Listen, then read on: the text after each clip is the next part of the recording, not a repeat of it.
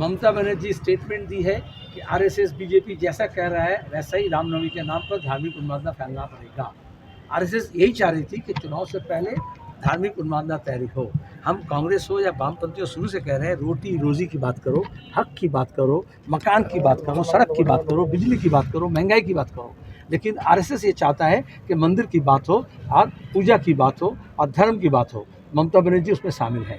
ममता बनर्जी का एजेंडा अलग से कुछ नहीं है, जो आरएसएस एजेंडा है।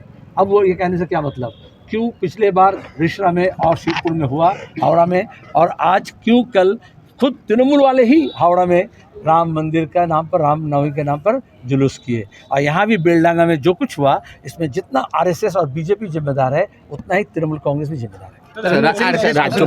রাজ্যপাল কমিশনের নির্দেশে ভোটের পর হিংসা হলে ভোটের পর যাবেন, তার আগে রাজ্যপালকে সোজা বলেছে রাজনীতি করবেন না। কোনো রাজ্যপালই রাজনীতি করতে পারে না। রাজ্যপাল কেউ নয়, সে কেন্দ্র সরকারের এজেন্ট। পঞ্চায়েত নির্বাচনে সে দাগা দিয়েছে, মানুষকে বলেছে সব ঠিকঠাক করবো বলে ঘুরেছিল, আর তারপরে যখন পঞ্চায়েতে ভোট লুট হয়েছে তখন রাজ্যপাল ঘরে ঘুমিয়ে গিয়েছিল, বলেছিল দিল্লিতে গিয়ে রিপোর্ট করবো। কী করেছে? সুতরাং ধোকা না দেওয়াই ভালো। ভোটটা হচ্ছে জনগণের উৎসব, সেখানে রাজ্যপালের কোনো কাজ নেই, উনি রাজকর্মচারী। ইংরেজ জমানা থেকে রাজ্যপালরা হচ্ছে রাজার, সম্রাটের এজেন্ট, মানুষের এজেন্ট নয় কখনোই।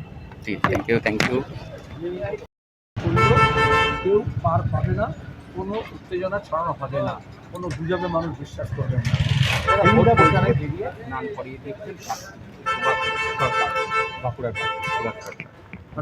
ওনাকে লোকজন করে দিচ্ছে না উনি করিয়ে দিচ্ছেন? আগে তো বিজেপি আসলে নিজেদের স্নান করা উচিত।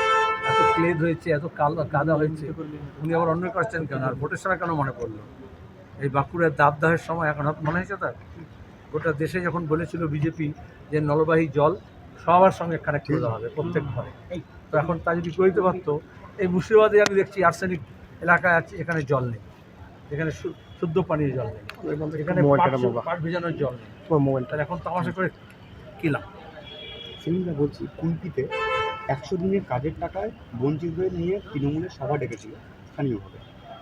সেখানে ক্ষুব্ধ গ্রামবাসীরা 3 জন তৃণমূল নেতাকে পিটিয়েছে, 6 ঘন্টা আটকে রাখে। শুধু অভিযোগ, রাজ্যের দেওয়া 100 দিনের কাজের টাকা অ্যাকাউন্টে ঢোকার পর তৃণমূল নেতারা ভাগ চাইছে। পরে পুলিশ গিয়ে কোনো মতে তাদেরকে উদ্ধার করে দিয়েছে। পুলিশের একটা ভালো কাজ হয়েছে এখন, তৃণমূলের চোর জোচ্চোরদেরকে হয় রক্ষা করা আর তার কাছে পাহারা দেওয়া।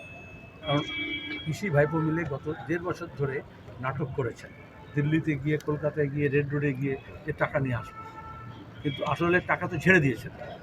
আমরা প্রথম থেকেই বলেছিলাম কত পেলেন, কত খেলেন, তার একটা হোয়াইট পেপার দিন। ঘরের টাকা, 100 দিনের কাজের টাকা। যেখানে যাচ্ছি, আমরা এলাকায় যখন যাচ্ছি বলছি একটা ইনস্টলমেন্টের টাকা পেয়েছিলাম, তারপরে পাইনি, কারণ প্রথম ইনস্টলমেন্টের টাকা ইনস্টলমেন্টে ঘুষ দিয়েছিল তৃণমূলের নেতারা, পরে ইনস্টলমেন্ট দিচ্ছে না, কারণ আবার টাকা চাইছে।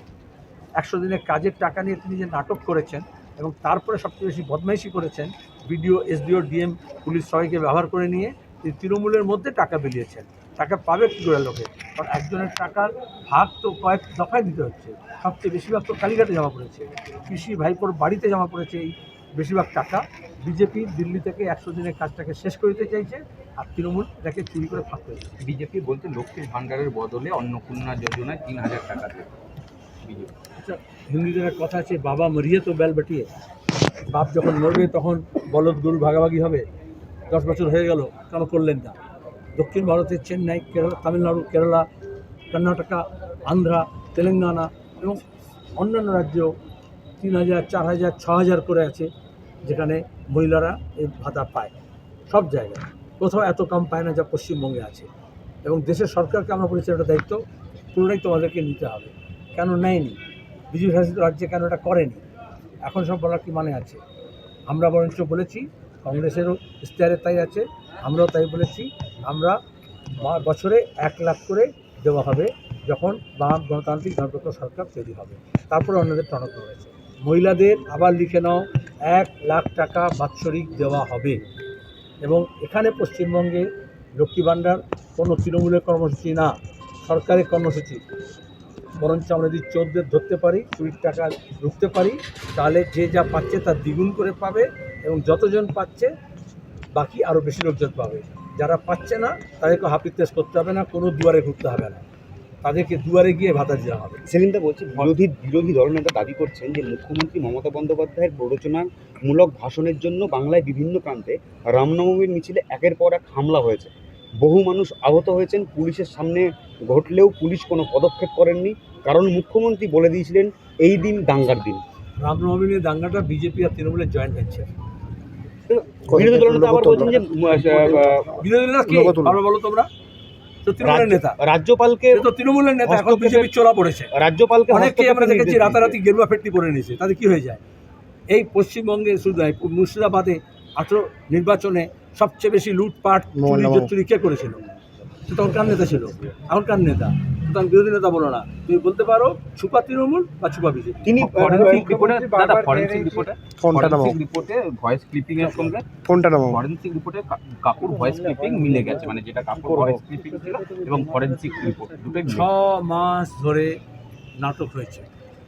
কেন্দ্রীয় এজেন্সি যে অভিষেকের বিরুদ্ধে ব্যবস্থা নিতে চায় না, ময়লা পাচার থেকে, গরু পাচার থেকে শিক্ষক নিয়োগের এফআইআরে অভিষেকের নাম বাদ দিয়েছে।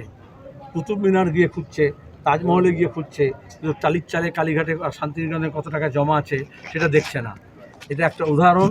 6 মাস লাগলো একটা ভয়েস স্যাম্পল নিতে, হাইকোর্টের কড়া নির্দেশের পরে, বারবার ঝটকা দেওয়ার পরে।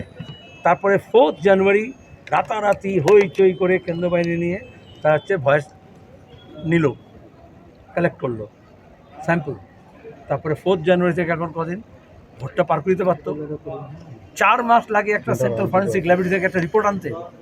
তার মানে ওর নমিনেশন দেওয়া পর্যন্ত, ভোট পর্যন্ত সেন্ট্রাল এজেন্সি চাইছিল না যে অভিষেককে ঘাটানো হয়। এটা তো কাকুর গলা মেলা নয়।